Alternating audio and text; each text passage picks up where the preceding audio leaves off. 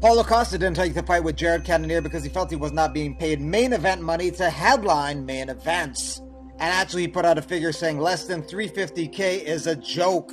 Dana White didn't find humor in that, but he did find Costa's last outing funny. You just came off a ridiculous, horrible performance. Come back and put yourself in a position to do something big.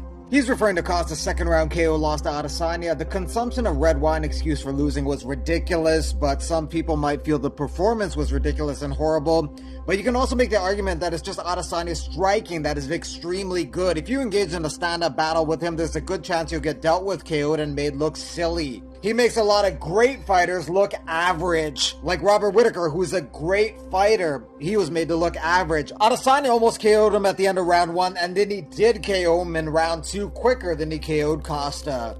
Anyways, Dana White trashing Costa in this negotiation battle is perfectly predictable, but Costa even taking a stand is somewhat outside of the norm in the UFC. These fighters are extremely brave in the cage, but outside the cage they're often bullied by the UFC and Dana White. But in this particular instance, Costa took a stand.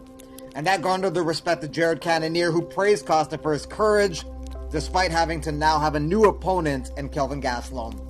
Solidarity between fighters is something that they need to be able to have a leg to stand on when it comes to negotiating with the UFC, but it's hard because not only are these fighters fighting each other inside of the cage, but also outside of the cage.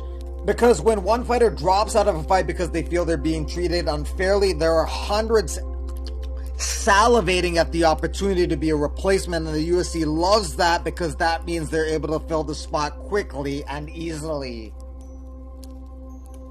Two former UFC fighters fighting on De Vendredi Juillet, Thibaut Gouti versus Medji Baghdad. Gouti lost his last 2 UFC fights in 2018, and Baghdad lost his last 2 UFC fights in 2016. This takes place in the AGM organization in France.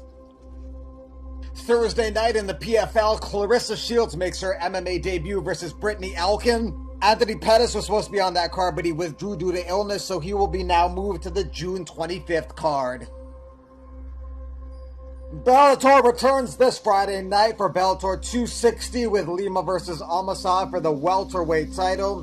Then you got a 175-pound fight between Daly and Jackson, a featherweight contest between Pico and Lee, and a 128-pound contract weight bout between Porto and Joanne. Thanks for watching MMA Digest. Subscribe to keep up with everything MMA. We are at 203K subs right now, en route to 1 million subscribers. Woo!